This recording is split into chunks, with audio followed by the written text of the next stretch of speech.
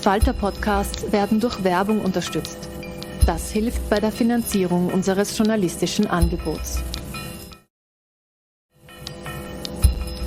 Falter Radio, der Podcast mit Raimund Löw.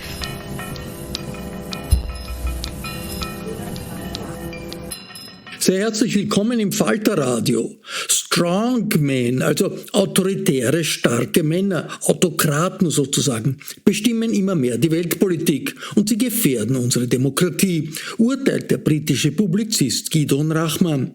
Rachman ist Kommentator der Financial Times und Autor zahlreicher Bücher. Sein neuestes Buch ist auf Deutsch unter dem Titel Welt der Autokraten erschienen. Rachman zieht darin Vergleiche zwischen Russlands Wladimir Putin, dem Präsidenten und Regierungschefs Chinas und Indiens und Amerikas Ex-Präsident Donald Trump. Im Bruno Kreisky Forum hat er seine Thesen im Gespräch mit Tessa Szyszkowitz präzisiert. Tessa Szyszkowitz wollte von Gideon Rachman zuerst wissen, was denn seiner Meinung nach der Wendepunkt für Russlands Wladimir Putin war, weg vom Präsidenten, dem es vor allem um Stabilität ging, hin zum Aggressor von heute. I think that it's kind of in retrospect clear that Putin was the beginning of this age of the strongman, but it certainly didn't seem like that at the time. Or rather, I think the West was so confident after the ideological and geopolitical victory at the end of the Cold War, and you've got to remember Putin comes to power only 11 years after that, that we found it almost very hard to conceive of the idea that you might have a return of strongman authoritarianism. And Putin is the beginning of a pattern where we have a number of these leaders, Putin and I'd say Erdogan as well in Turkey, Xi Jinping in China, who come in. And their initial reception in the West is that they're greeted, and Modi in India actually, as liberal reformers really. That people don't understand what they are or what they're about to become. And I think that's partly because of as I say, overconfidence in the West, a sense that we now know that kind of leadership is a political and ideological dead end, and that therefore, obviously, if this person seems reasonably modern and intelligent, they'll follow a kind of liberal democratic path ultimately. And so when Putin comes in 2000, actually symbolically enough, the New Year's Eve 1999 is when he takes power. He speaks the language of democracy, actually, a bit. He says that, how proud he is that Russia's had a fully democratic election. And when Clinton meets him, he says this is the guy who will complete the modernization and democratization of Russia. In fact, as you'll know, I think you were living in Russia some of that time, a little bit later. If you wanted to see them, the signs that this were very clear quite early, that this was not what was happening. He relaunches the Chechen War. Some of the more troublesome oligarchs are thrown out of the country really quite quickly. Control of the media. Control of the media happens really within a year. But we don't really want to see it. And Putin continues to speak the language of sort of liberal democracy for a while. And then I think there's a break point in 2007, and Ivan Krastev, who's sitting in the audience, written about that yourself, the Munich speech that he gives, where he sort of ends the idea that actually the West and the Soviet Union, or former Soviet Union, are agreed that the end of the Cold War was kind of happy ending. And takes a much more sort of anti-Western line, which really culminates with the invasion of Ukraine, but you have Georgia, Crimea, etc., etc. And as I say, this pattern of Western misreading of strongman rulers happens again with Erdogan. He comes to power in 2003. For a long time, people in the West, particularly in the US, wanted to believe that he's this guy who's going to reconcile Islam and democracy. It's the height of the Iraq War. We're looking for liberal Muslim leaders, and he seems to be the guy. And apparently Obama spoke to him more than any other leader in his first term in office, than any other foreign leader. Obama chooses to make his first speech overseas in Turkey because this guy seems to be so important. And again, he disappoints. He becomes increasingly autocratic and goes on much more sort of anti-Western slant as well. And we could similar reasons actually to Putin. I think he begins to feel insecure about his own domestic situation, to believe that the West is plotting against him, all of that. And finally, Xi Jinping, same thing, comes to power in 2012. I remember meeting him in 2013 with a group of kind of Western, some of them ex-political leaders, some of them kind of intellectuals. And a lot of the people in the group were sort of bought the idea that the main thing to understand about Xi Jinping was that he was an economic reformer, that he was going to complete China's transition to the market. And there were a few in the group and others who wrote stuff later saying, and actually maybe he'll democratize a bit, and create independent courts. Complete misreading. He too actually centralizes power, imprisons over 1 million people in an anti-corruption drive, becomes much more anti-Western. So it took a very long time for us to realize what was happening. And I suppose the trigger for me to write the book was when this phenomenon actually breaks out and takes over the United States briefly with the election of Trump. And we can talk about whether it's fair to put Trump in the same basket as these leaders. I think actually it is. And so at that point, you realize that strongman leadership is not confined to fragile democracies or countries that have never been a democracy, such as China, but has actually made into the heartlands of the Western political system. I mean, let's take it a little bit apart. Maybe one thing that comes to my mind is to ask you if you think that, these leaders came to power and they were different than they are now. If you look at Putin, for example, he's maybe the best example of someone who basically would have had the chance to go a different way. Or do you think that no, it was sort of from the beginning something that needed to go wrong? I think that, the longer you're in power, the more likely you are to go slightly mad in power. I mean, I think if you're something like a sort of absolute ruler in Russia and centralize power more and more around you, then you're bound to sort of slightly lose touch with reality. But I think that there's also one of the things about strongman rule, and I mean, it's a slightly loose term, but one of the things about it is that it involves breaking the law, essentially. That you elevate the importance of the judgment of the ruler and the needs of the ruler above the system. That's sort of a key to the idea that the individual and his wisdom and needs matter more than institutions. And once you go down that path of breaking the law, it actually becomes very dangerous to leave power. So that, again, you know Russia well. I mean, the number of,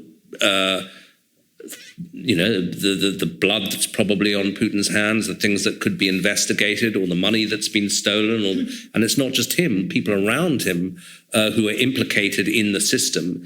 If Putin were to be replaced or to lose power, his personal fate would be potentially, he could be put on trial, but also a lot of rich people and powerful people would be at risk. So I think it's sort of inherent in the strongman leader that you end up becoming more and more autocratic because it becomes more and more dangerous to tolerate challenges to your leadership. And you could see the same, with Xi in China, all those people who've been sent to prison and so on. They might come out of prison, perhaps, or their families might take revenge on you. So it becomes difficult. No, for sure. At the end, there's no exit strategy because, as you say, it endangers sort of the entire group of cronies that is in the kleptocracy together. Absolutely. And you can't leave. But if you look at the sort of what defines strongmen rule, that you define it in your book, the common traits would be to rule by politics by fear, by the contempt for law, by a personality cult, and by the claim to represent the real people, which is sort of something that resonates in German lands, of course, particularly well also. So that is basically sort of the pre-stage of fascism, which we see in Russia at the moment with the emergence of the term racism coming from Russia, in a particular drastic case. So would you say that it is necessarily something that develops out of a strongman rule, which can come in, as you said, various ways, can be more or less democratic and more or less autocratic? Does it necessarily lead to fascism in the end? Well, you say fascism is, it's a term people might define differently, but I think it's inherently anti-democratic, put it that way. And yeah, I think that the personality cult aspect is something that's closely associated with fascism. But I think that one of the reasons the personality cult is particularly important, we talked about it a bit, is that it's associated, one of the reasons you justify putting all your faith in an individual, or that this kind of politics asks you to do that, is that they will usually evoke some kind of national crisis. They'll say that the nation is it's under siege, either domestically from, in the United States, I suppose the Trumpians would say the woke left, or by immigrants or something, and they're overwhelming the country, or perhaps simultaneously, the country is under assault overseas, that, say, as Orban said in Hungary, that migrants are flooding into the country, or Putin in Russia, that NATO is trying to destroy the country. And if you have this combination of domestic and international threats, and you say, I'm the only guy who understands this, you must put your faith in me, because, and really you can't afford to operate under the traditional rules, because that's what's led us to this terrible crisis. But as Trump put it, I alone can fix it. And once you say, I alone can fix it, then you open the door to saying, well, we're in this emergency, I alone can fix it, and therefore anything is justified in terms of breaking the rules, arresting the people who are, perhaps causing the crisis or going to war, as Putin has done. So it's the combination of the evocation of a sense of crisis and the personality cult leads you towards illiberalism and something often close to fascism, yeah. I mean, we have, of course, the feeling in the West was always that strongman rule is something for weak democracies or countries that don't have a very strong, long tradition in democracy. Of course, we in Austria and in Germany, we know very well that so-called civilized cultures can descend very quickly into the worst type of dictatorships and murderous regimes. But that was sort of the common idea here, that we looked at Putin, who had sort of the choice to become a democratic leader or not, and saw him descending into now being the butcher of Moscow. But with a different type of regime like in China, where democracy, of course, was never introduced. So how does that development, you open the chapter with China with your description, what you also now described, the scene, how this group of influential Western journalists and also academics, business people, wild mix, arrived there and then discussed, so who is this Xi Jinping? What will he mean? Will he be like his predecessor, or will he, and nobody understood that he might actually be closer to Mao in the end, in his attempt to take whole power and keep it also for himself personally, with all mistakes that go with it. So how does a non-democratic authoritarian ruler, how does it fit into the whole strongman? How does it fit into the strongman thing? Because it comes from the opposite direction. Yeah, well, look, I think that, in a Chinese context, it does actually make sense, because after Mao, I think a lot of the Chinese elite realized that one of the things that had gone horribly wrong was that you had this personality cult, this man who'd had far too much power, created, tragedies, Cultural Revolution, Great Leap Forward. And so the Communist Party attempted to move towards a more collective style of leadership. And if you think about the immediate predecessor of Xi Jinping. He was a guy called Hu Jintao, who was very colorless, was served just the 2 terms in office. And they put one of the first things that Deng Xiaoping does in the early 80s when he takes power is to put term limits into the General Secretary of the Communist Party and the presidency of China, which are the 2 key posts along with the head of the military, precisely so that you can't go back to having a strongman ruler. And so they try to, they're not going to move towards a democracy, but they are going to try to move towards a more collective, institutionalized leadership. And for a while, it seems to work. So Deng leaves, and then you have Jiang Zemin, who serves just the 2 terms, Hu Jintao, who serves just the 2 terms. But then Xi Jinping comes in, and he clearly has some aspirations to recreate the cult around Mao. He incorporates his thought into the Chinese constitution, or the constitution of the Chinese Communist Party, which only Mao had done beforehand. He does, he's a rather megalomaniacal character. He centralizes power, and I happen to be in China again at the time of this crucial party convention when Xi's thought is both written into the constitution, and they abolished the term limits to allow him to just rule forever, essentially.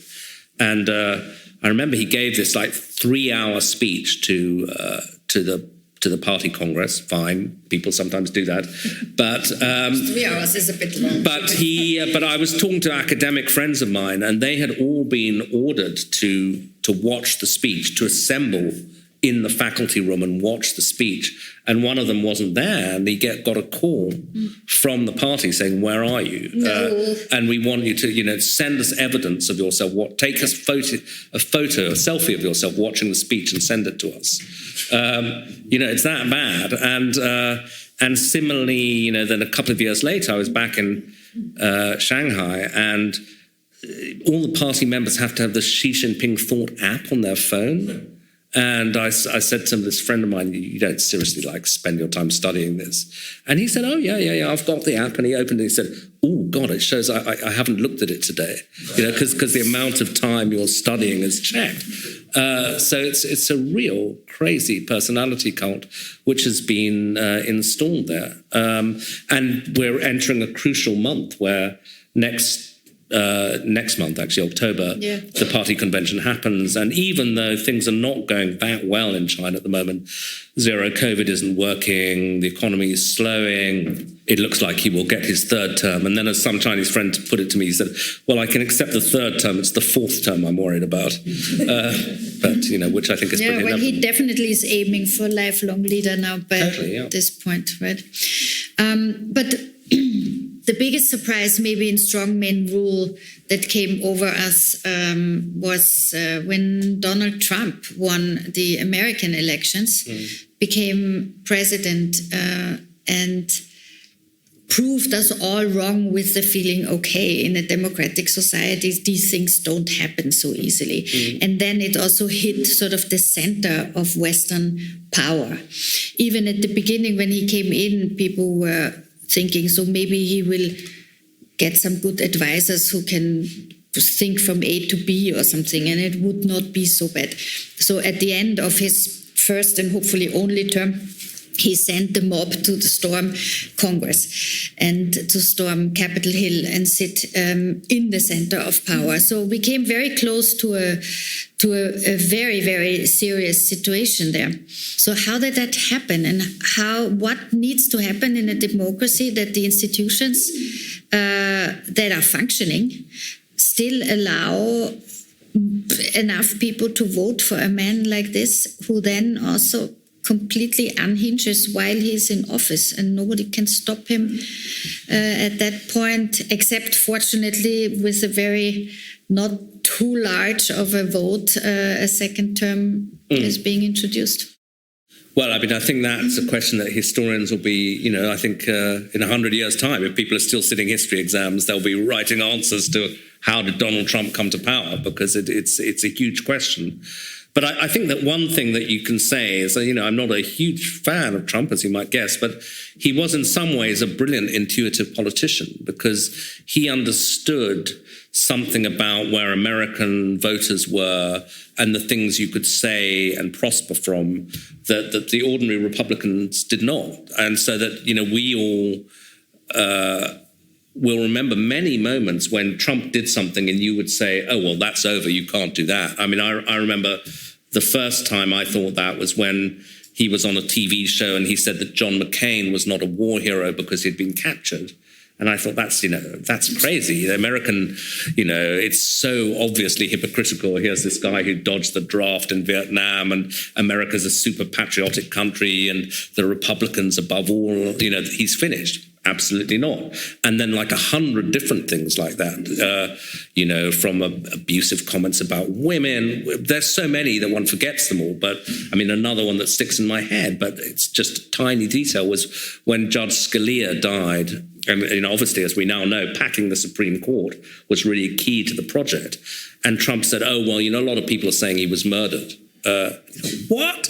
And this guy, he's running for president, but it goes on, and on and on. And so he, as he famously says, I could shoot somebody on Fifth Avenue and people would still vote for me, and he's probably right. So he realized that there was something he was doing that was appealing. And I think part of the taboo smashing was actually part of the appeal, that it was a way of saying, I'm not the ordinary elite, I'm this guy who'll do something completely different. That also his language about emergency, we talked about that earlier, resonated with a lot of people. There'd been an economic crisis, but also I think that the demographic changes in America were which are still ongoing, were very threatening to people, that people, the census now projects that America will be majority-minority, in other words, less than 50% white by 2044, I think. And, given America's racial history, the Civil War, etc., a lot of people, you combine that with economic insecurity, were waiting for a figure like Trump. And, you mentioned Germany's own experience. I remember reading some historian saying of Hitler that it's not, what was frightening was not that he was who he was, but there were so many people waiting for somebody like him.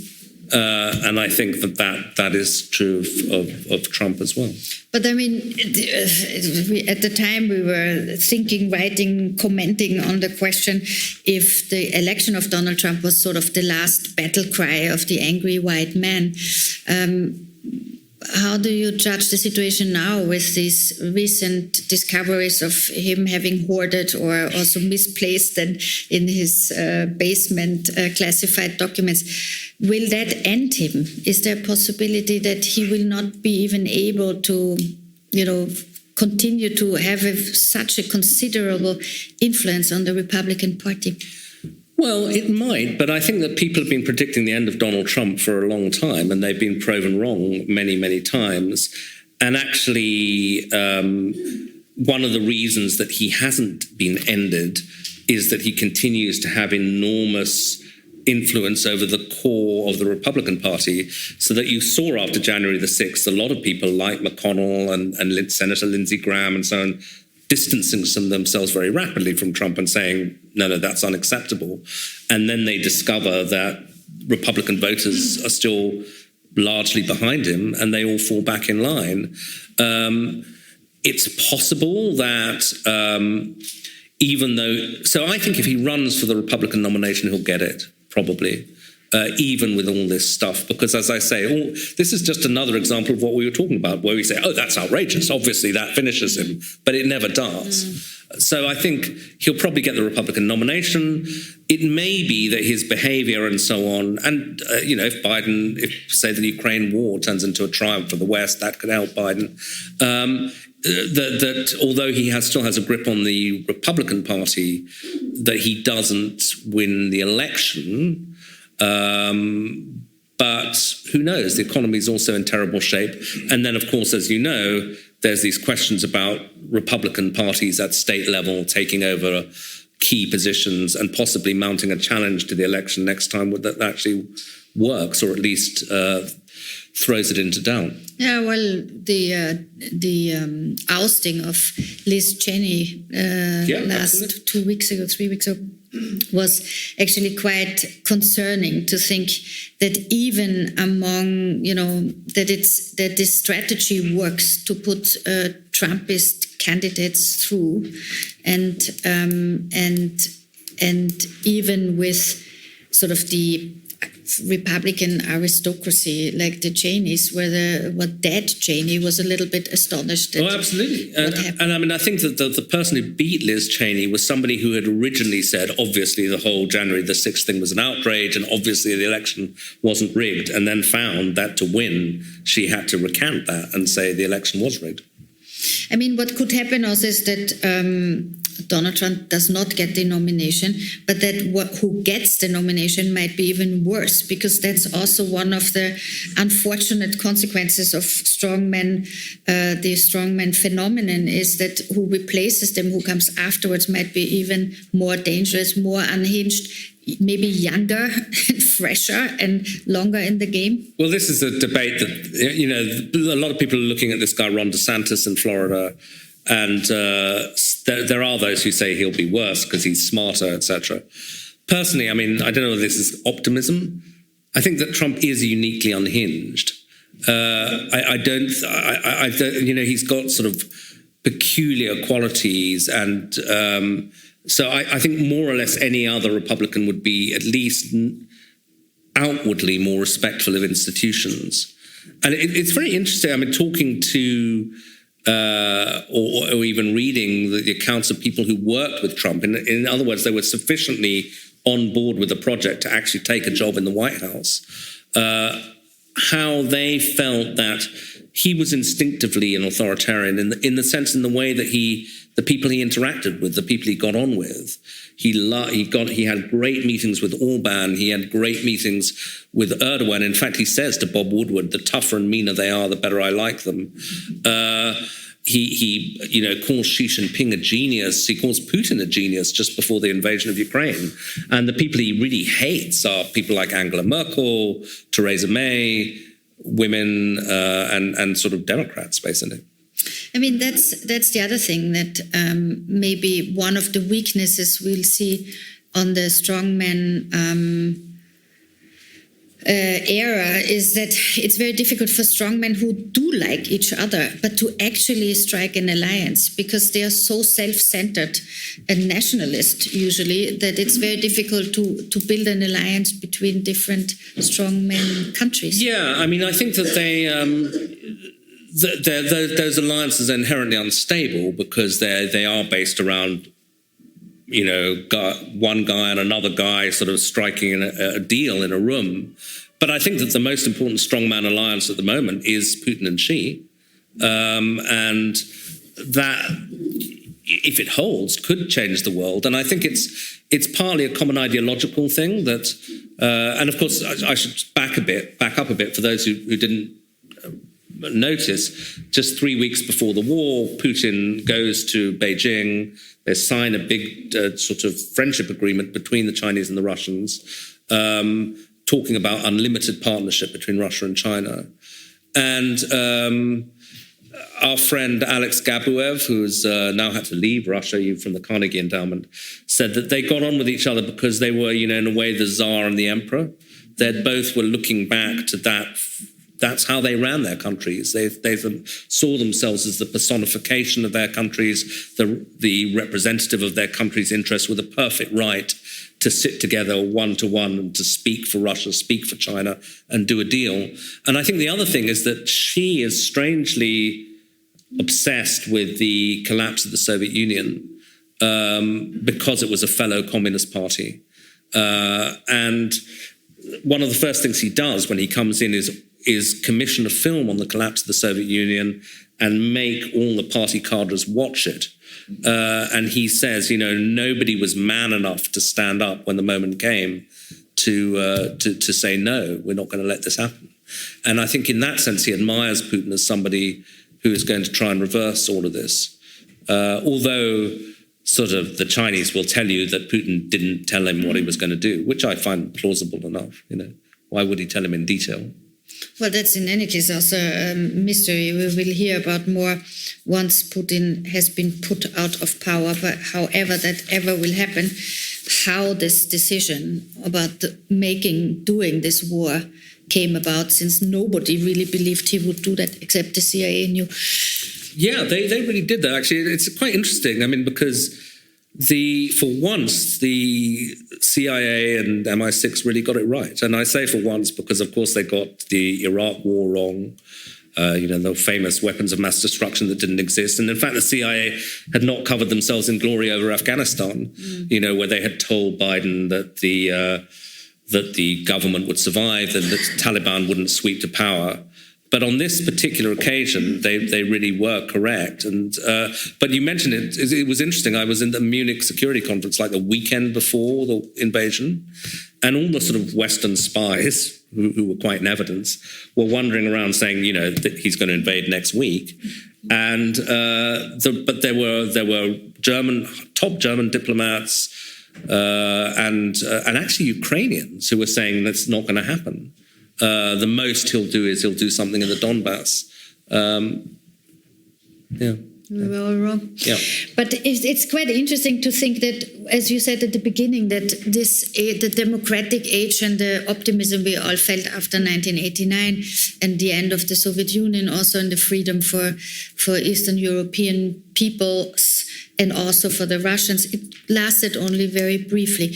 And if we look at this tableau now of how the big old powers, what leaders they have and what leaders the emerging powers have. So you have India with Modi and China with Xi sort of have turned sour in the sense that they have now also in India, which was much more where the opportunities were bigger, and I think you were one of those who, as you self-critically remark in the book, also saw a chance for Modi to eventually be a reformer or have some good influence on the whole system. It's quite interesting that these emerging powers have these strong men, while if you look, Trump at the moment was replaced by Biden, who actually does a better job than a lot of people have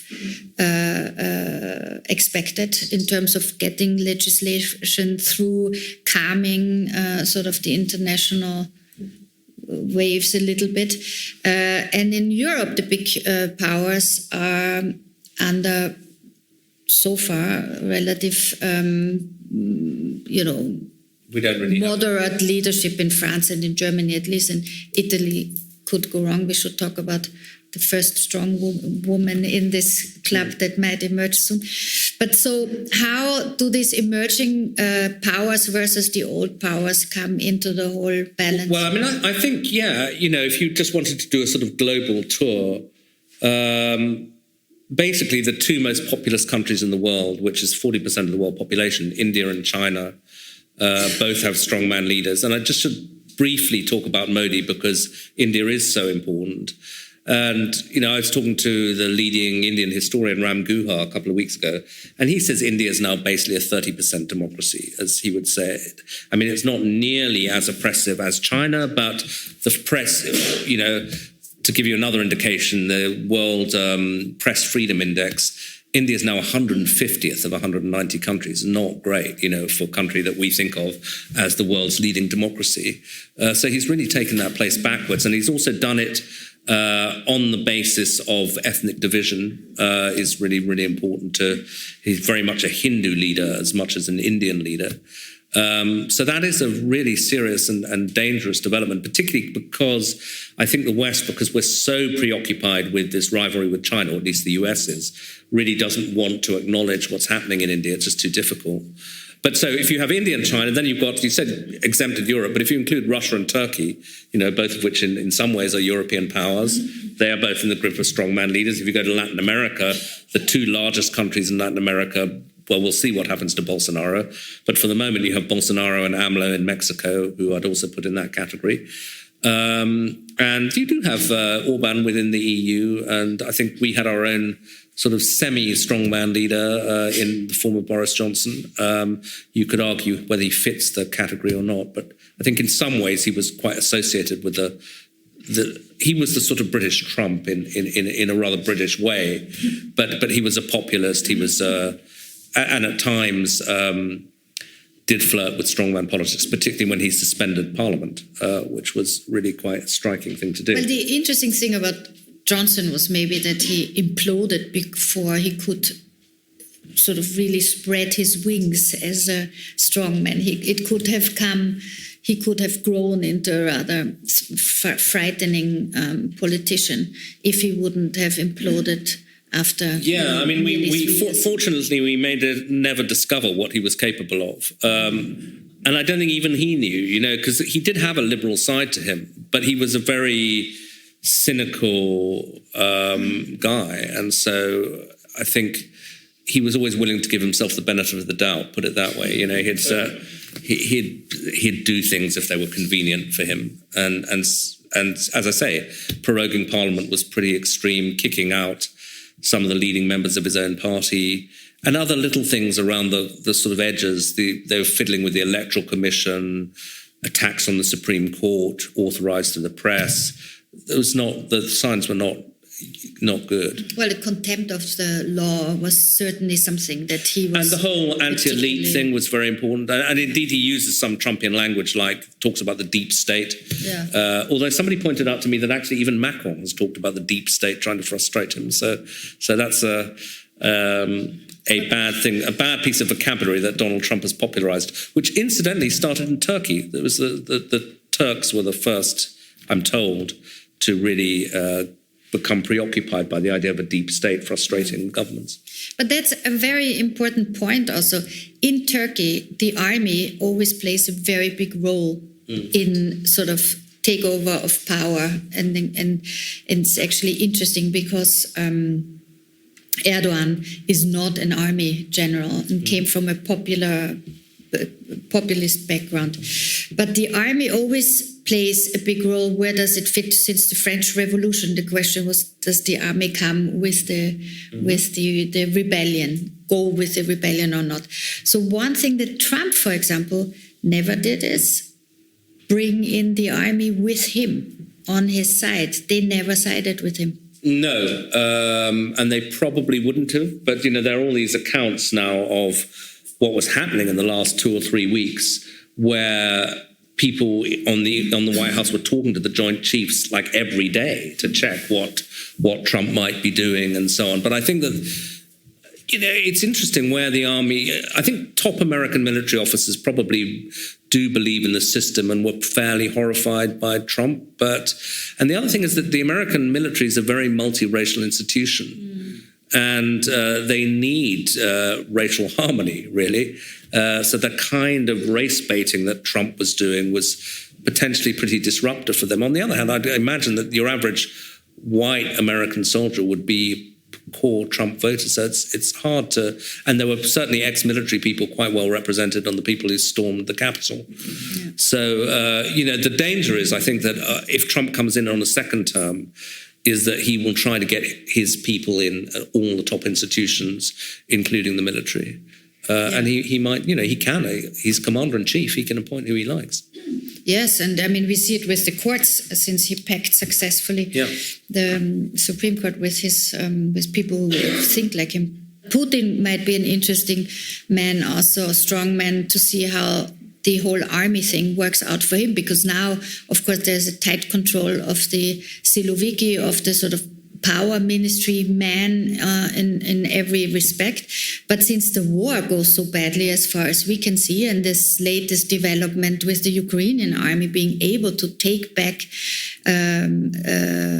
cities in the whole oblast around Kharkiv, the hope could be that sort of this control over all the different sectors of army and intelligence services might not be as tight as we thought. Yeah, although, I mean, from what I hear, that obviously everyone's looking to see for signs of dissent within the Russian elite, and not many that people have spotted yet, but we'll see. I mean, because, as you say, the past week has been very, very bad for him. And it feels like his real power base is the intelligence services, not the military.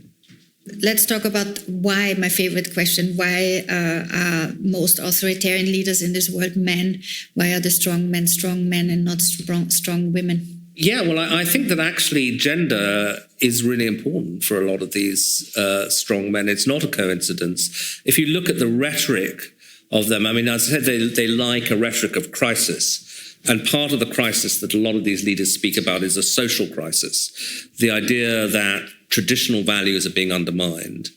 And those traditional values are being undermined often by gay rights, or trans rights is the thing that currently the American right is obsessed by, or indeed just feminism. And a lot of the social changes on, say, gay marriage or even women's rights have happened within our lifetimes. So there will be people who are not comfortable with them, who they can appeal to. And so that, for example, as I say, it's quite interesting how these trends span the West and the East and democracies and non-democracies. But this macho posturing is really key. Obviously Putin, the famous pictures of him bare-chested.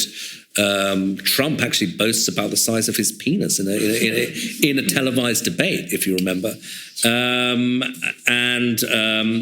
Xi has banned the portrayal of effeminate men on Chinese television. Modi, when he campaigns, they talk about his 64-inch chest, or is it 56-inch chest? And he's like an old guy. He's 69. He's not actually particularly macho, but this idea of him as a literal strongman is very important. And similarly, a lot of the kind of liberal politicians that they deride often actually do turn out to be women, whether it's Merkel or Hillary Clinton. So I think that a sort of male backlash aspect of strongman rule is really quite important. Well, we have two contenders now, women in democratic societies that can turn a little bit strong, womanish. One is Liz Truss. Yeah. Succeeding Boris Johnson. Do we see any potential there? She's a bit more organized than him. I don't think so. I'm not saying that the Conservative Party is going to morph into a sort of particularly liberal party, but I just, maybe I'm, haven't seen it yet, but I don't think so. She may not be a terribly good prime minister, but I don't think she's going to be, I don't think she's got that intrinsic authoritarianism in her, but we'll see. And the other is Giorgia Meloni in Italy, and that is interesting because the Italian right so far, the far right, has been pretty macho. Berlusconi, very much so. Salvini, the same. But she is, a woman leader of a party that is, I think the term they use, post-fascist. So we'll see how that works out. But obviously she's not in power yet, so we can't quite be sure. But how dangerous would she be in power?